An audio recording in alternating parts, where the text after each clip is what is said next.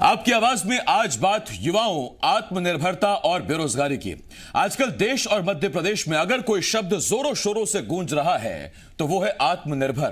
PM Modi से लेकर CM Shivraj तक युवाओं को आत्मनिर्भर बनने और बनाने पर जोर दे रहे हैं। मगर सवाल यह है कि आत्मनिर्भर होने के पैमाने क्या हैं? क्या आत्मनिर्भर का मतलब सिर्फ चंद पैसे कमाने से है या फिर अच्छी सैलरी या रोजगार में अच्छे मुनाफे से है? यह सवाल इसलिए उठ रहा है क्योंकि एमपी में 50,000 से ज्यादा ग्रेजुएट और पोस्ट ग्रेजुएट आत्मनिर्भर बनने के लिए सरकार से बिना ब्याज वाला 10,000 रुपए का स्ट्रीट वेंडर लोन मांग रहे हैं। यह वो लोन है जो रेडी पटरी वालों को दिया जाता है। कई सवाल हैं जिनके जवाब जानने की कोशिश करेंगे। एक खास पैनल भी हमारे साथ जुड़ेगा। तो आइए शुरू करते हैं आपकी आवाज।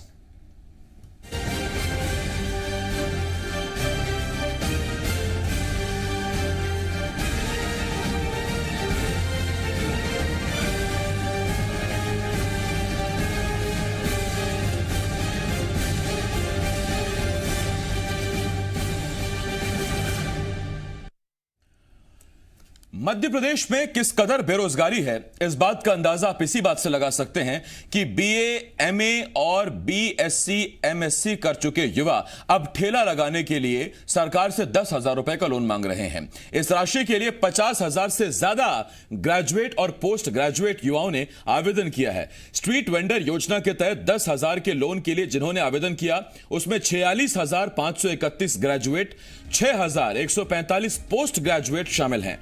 अब तक योजना का लाभ लेने के लिए 9,45,583 आवेदन सरकार के पास आ चुके हैं।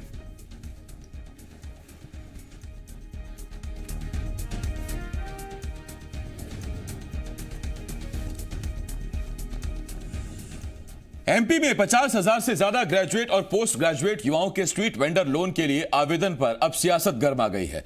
कांग्रेस विधायक और पूर्व मंत्री पीसी शर्मा ने सरकार पर इन युवाओं को धोखा देने का आरोप लगाया है। उन्होंने कहा नौकरी नहीं मिलने से पढ़े लिखे युवा स्ट्रीट वेंडर बनने के लिए तैयार हो गए हैं। कांग्रेस के हमले पर बीजेपी ने पलटवार किया। रजनीश अग्रवाल ने कहा कि स्ट्रीट वेंडर योजना का लाभ लेकर कोई आत्मनिर्भर बनना चाहता है तो इसमें गलत क्या है? उन्होंने कहा कांग्रेस को रोजगार पर बात करने का अधिकार नहीं। कांग्रेस ने उच्च शिक्षित हो या फिर अन्य वर्गों किसी के लिए कुछ नहीं किया।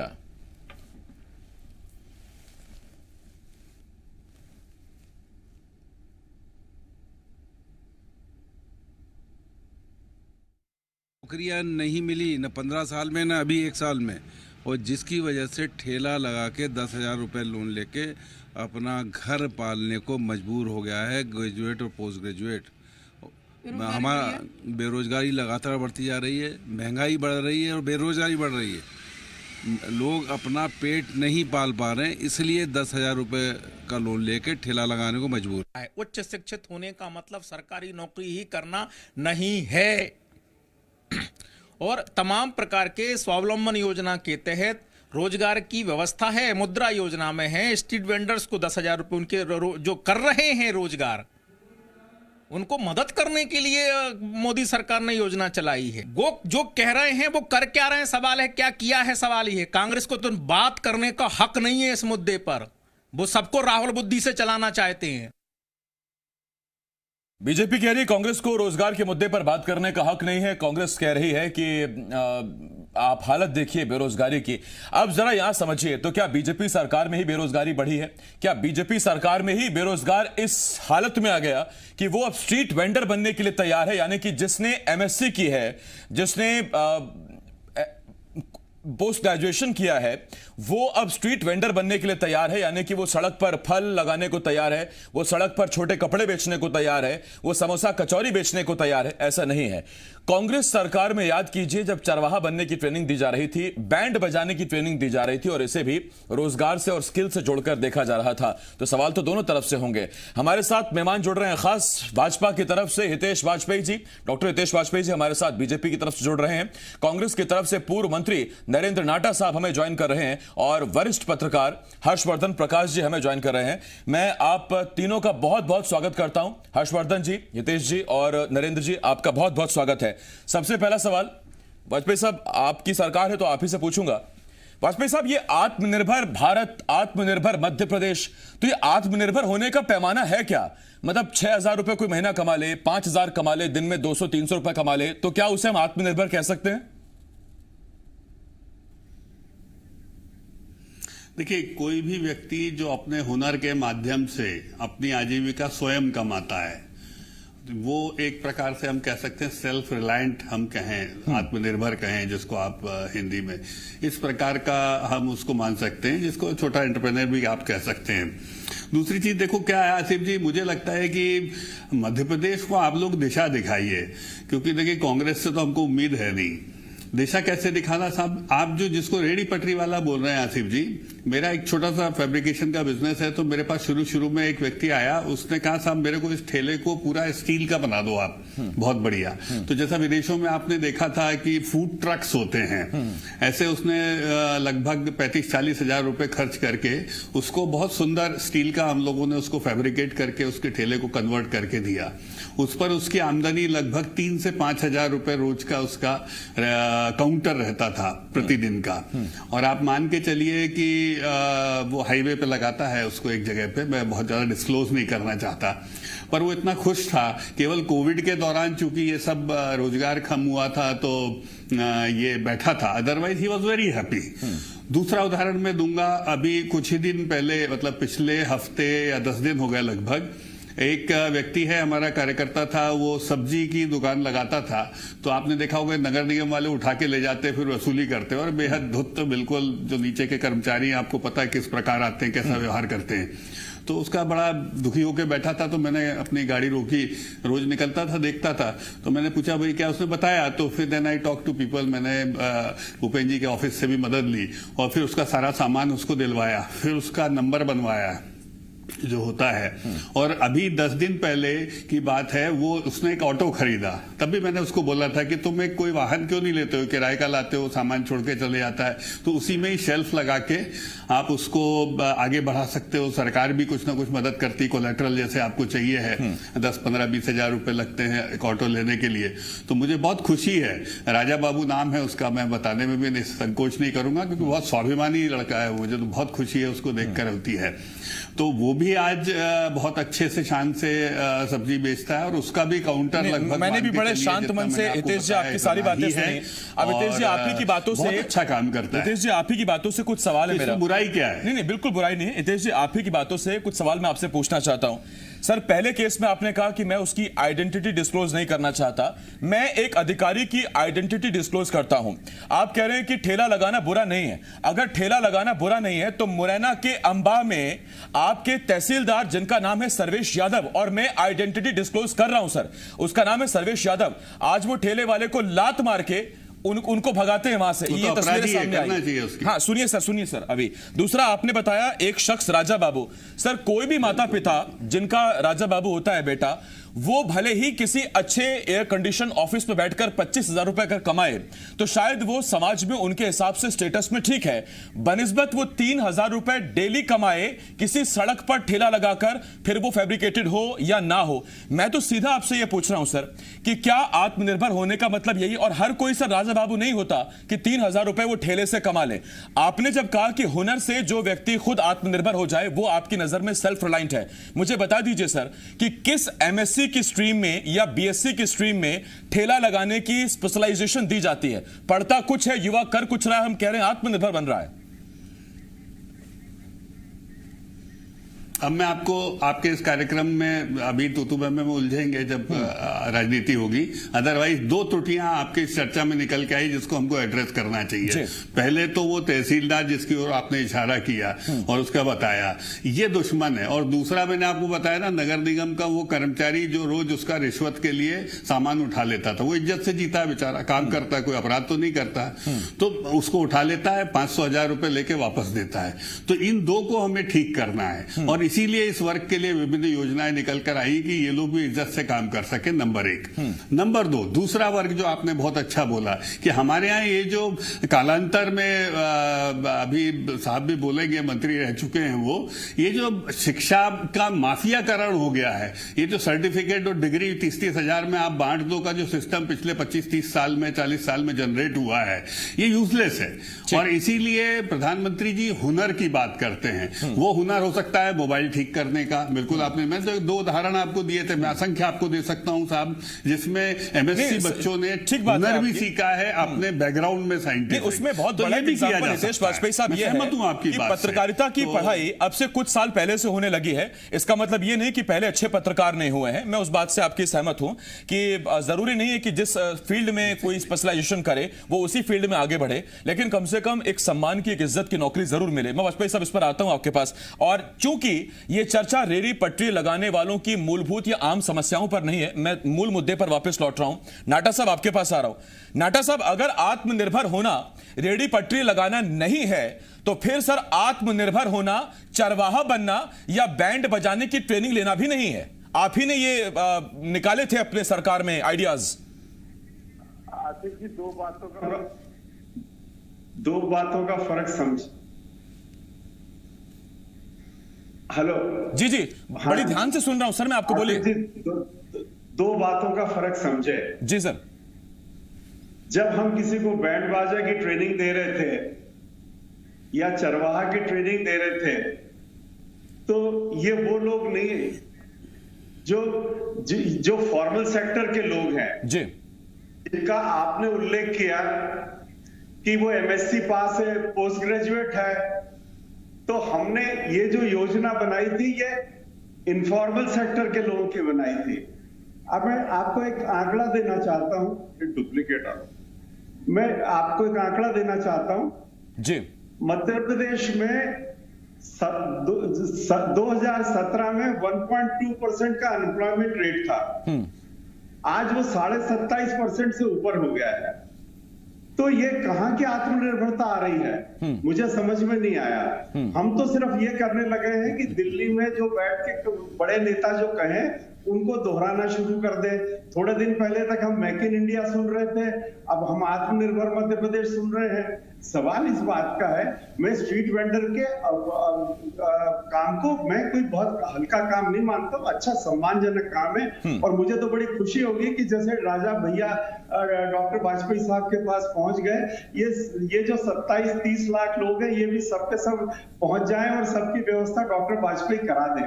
डॉक्टर वाजपेयी साहब से मैं निवेदन करना चाहता हूं, सवाल इस बात का नहीं कि ये हम व्यक्तिगत प्रकरणों में हमने क्या किया, सवाल व्यवस्था का है। जब हमारा अनएम्प्लॉयमेंट का रेट बढ़ता जा रहा है, जब आप जिनको स्ट्रीट वेंडर्स बना रहे हैं वो इनफॉर्मल सेक्टर के लोग हैं जो हमारे रोजगार कार्यालयों में जिनका पंजीकरण नहीं होता, वो अलग है, ये अलग है। मैं इस पर आ रहा हूं नाटा साहब आपके पास, इस पर एक सवाल मैं जरूर पूछूंगा आपसे नाटा साहब, लेकिन हर्षवर्धन जी, ये जो एक देखिए, हम इस डिबेट में बिल्कुल भी रेहड़ी पटरी वालों का अपमान नहीं कर रहे हैं, हम उनके काम को छोटा नहीं बता रहे हैं, लेकिन यह हक है उस व्यक्ति का जिसने उच्च शिक्षा प्राप्त की है, उसको अच्छा रोजगार मिले, यह उसका हक है। हर्षवर्धन जी, मेरा आपसे सीधा सवाल यह है कि जब 5वीं पास या 5वीं फेल व्यक्ति इस देश में किसी प्रदेश का मुख्यमंत्री हो सकता है, तो हम ये क्यों सोच लेते हैं सियासत में कि 5वीं से नीचे वाले को आप बैंड बजाना सिखाइए? क्यों नहीं वो लैपटॉप ठीक करना सीख सकता? क्यों नहीं वो मोबाइल की ट्रेनिंग ले सकता? क्यों नहीं वो एक इंजीनियर का काम सीख सकता है? क्यों नहीं सीख सकता? हम ये क्यों मानकर चलते हैं सियासत में कि चूंकि वो 5वीं फेल है इसीलिए वो बैंड बजाएगा या उसको चरवाहा की ट्रेनिंग दीजिए? सियासत कौन होती है तय करने वाली?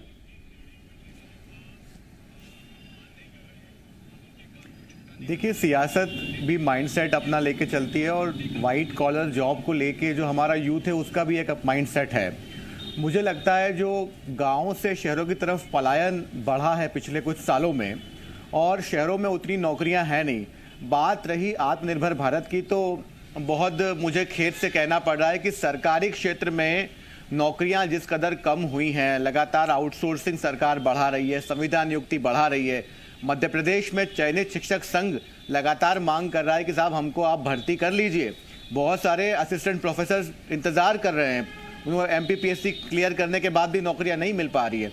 तो मुझे लगता है कि सरकार को भी अपनी जिम्मेदारी समझनी होगी। रेलवे में हजारों पद खाली हैं, तो हर आदमी एंटरप्रेन्योर नहीं बन सकता साहब, उसको कर्मचारी बनना पड़ेगा। हर आदमी अपना बिजनेस नहीं खड़ा कर सकता। दूसरी बात, बिजनेस का इकोसिस्टम कहाँ है? मुद्रा लोन की आप बात कर रहे हैं, मुद्रा लोन 1 लाख रुपए का आप मांगिए, आपको 20,000 का मिलेगा, कई बार वो भी नहीं मिलेगा। तो सरकारी जो योजनाएं हैं प्रोत्साहन की, वो कागज पे ज्यादा चलती हैं और जमीन पे कम। इस वजह से जो है आपका अनएम्प्लॉयमेंट रेट लगातार बढ़ता जा रहा है। और मेरा एक और इसमें बात जोड़ना चाहूंगा कि मैन्युफैक्चरिंग सेक्टर जो है, जो कि सबसे ज्यादा रोजगार पैदा करता है, वो कम हो रहा है। और सर्विस सेक्टर जो कि अब डिजिटल लेवल पे काम करता है, टेक्नोलॉजी पे काम करता है, वो बढ़ रहा है। तो जब तक इस देश में और प्रदेश में मैन्युफैक्चरिंग सेक्टर आगे नहीं बढ़ेगा, अब तक आपको रोजगार की बात करना बेमानी होगी। हर्षवर्धन जी, मेरा आपसे एक सवाल और भी है। सर, मुद्रा योजना के तहत कोई भी व्यक्ति अपने बिजनेस आइडिया के तहत कितने का भी लोन ले सकता है, उसकी भी बहुत ऊपर तक लिमिट है। मैं आपसे पूछ रहा हूं कि एक युवा जिसके पास ऑप्शन है कि वो 10,000 रुपए का स्ट्रीट वेंडर का लोन ले ले, या वो 50,000 रुपए का, 1 लाख रुपए का, या 5 लाख रुपए का एक छोटी यूनिट लगाने के लिए लोन ले ले, आपको लगता है कि दरअसल एक फियर फैक्टर, डर कि अगर नहीं मैं फेल हो गया तो मैं कैसा पैसा चुकाऊंगा, दूसरा वो स्किल्ड नहीं है, उसे खुद पर कंट्रोल नहीं है, खुद पर उसे भरोसा नहीं है, नतीजा वो सेफ साइड की तरफ बढ़ता है। वो 1 लाख रुपए लेकर कोई छोटी यूनिट नहीं लगाना चाहता, वो डरता है, वो कोशिश यही कर रहा है कि 10,000 रुपए दे दो साहब, फल बेच लूंगा, टेलरिंग कर लूंगा, समोसा कचौरी बेच दूंगा।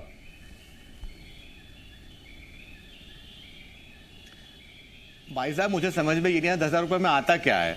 10,000 में आप क्या बिजनेस कर लेंगे? और 10,000 का जो आप बिजनेस खड़ा करेंगे, उसमें देश की अर्थव्यवस्था में कितना बढ़ावा देंगे? मुझे लगता है ये रकम बढ़ाई जानी चाहिए। सरकार को इसके तहत रकम कम से कम 50,000 रुपए करनी चाहिए, ताकि कोई जो हम बात कर रहे हैं आत्मनिर्भर भारत की, उसकी परिकल्पना साकार हो पाए। ये तो बहुत पीनट्स है साहब, इससे कुछ नहीं होने वाला।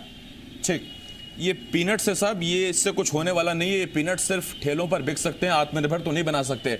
वाजपेयी साहब, आपके पास आ रहा हूं, उसके बाद नाटा जी आपके पास आता हूं। वाजपेयी साहब, जब आवेदनों को हमने बड़ी बारीकी से देखा तो उसमें कुछ बिजनेस आइडियाज भी निकल कर आए हैं। हमने ये देखा कि मध्य प्रदेश में जिन लोगों ने आवेदन किया है, तो उसमें एक फॉर्म में बताना पड़ता है कि आप किस चीज का ठेला लगाना चाहते हैं, या कौन सा ठेला आप लगाते हैं जिसको आप अपग्रेड करना चाहते हैं इस लोन के जरिए से। तो उसमें हमने पाया कि ज्यादातर जो आवेदन है उसमें या तो लोग फल का ठेला लगाना चाहते हैं, या फिर टेलरिंग का ठेला लगाना चाहते हैं।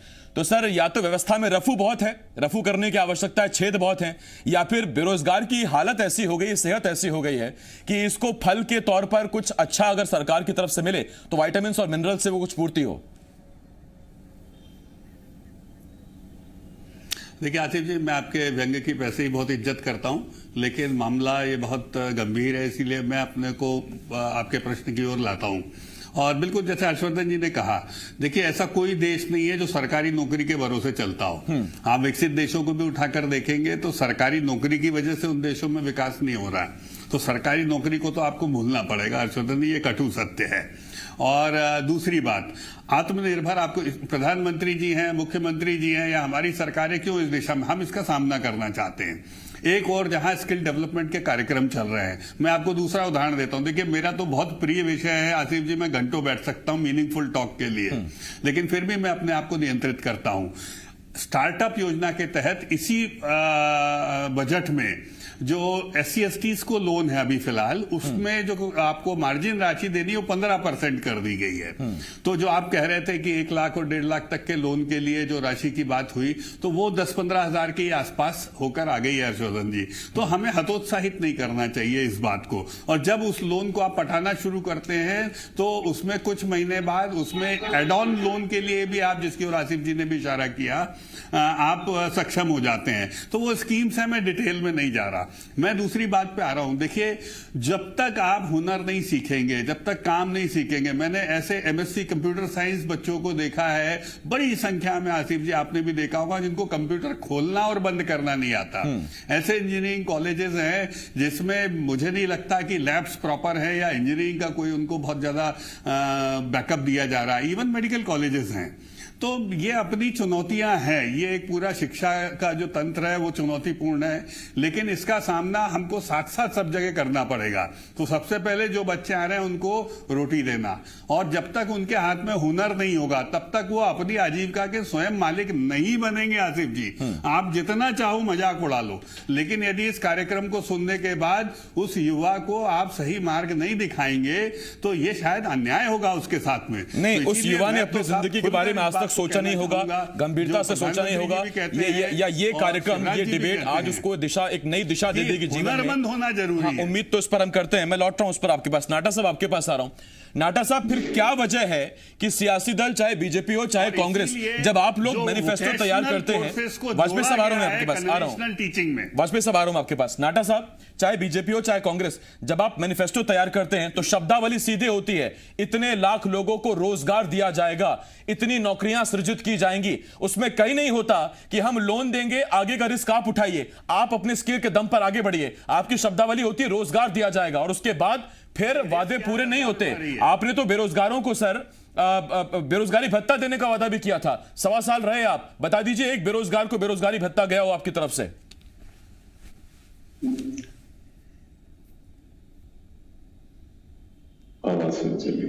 नरेंद्र जी, मैं सुन पा रहा हूं आपको, बोलिए सर।